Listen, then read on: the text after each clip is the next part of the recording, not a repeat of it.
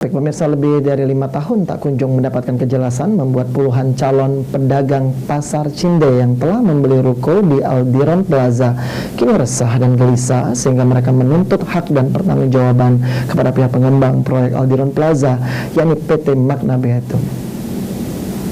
Kantornya sudah tutup, ada juga yang di depan pintu itu ada Menanti tanpa kejelasan, puluhan calon pedagang di Aldiron Plaza Cinde berkumpul membuat keputusan guna menuntut hak mereka dengan pihak pengembang proyek Aldiron Plaza, yakni PT Makna Beatum.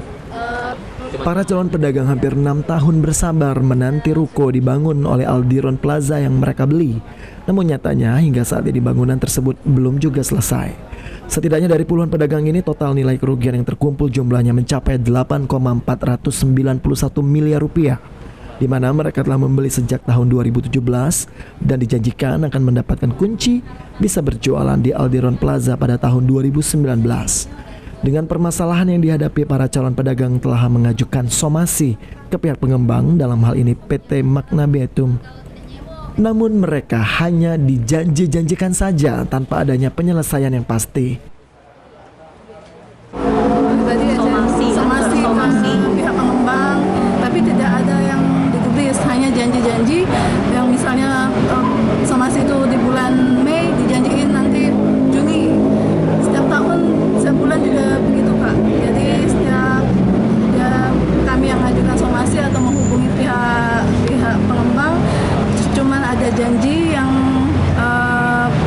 ada investor baru untuk pengembangan. Selanjutnya, atas hal ini para calon pedagang meminta pihak pengembang bertanggung jawab menyelesaikan permasalahan, serta mereka juga meminta bantuan kepada Gubernur Sumatera Selatan hingga Presiden Republik Indonesia untuk membantu memfasilitasi permasalahan yang mereka hadapi dengan pihak pengembang PT Makna Beatum.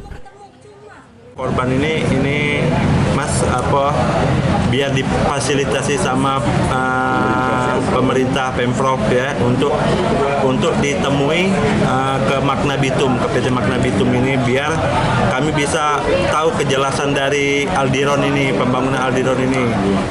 Selain para calon pedagang ini, diperkirakan masih banyak lagi calon pedagang yang alami kerugian atas proyek Aldiron Plaza yang hingga kini belum kunjung selesai. Firman Hidayat, PAL TV.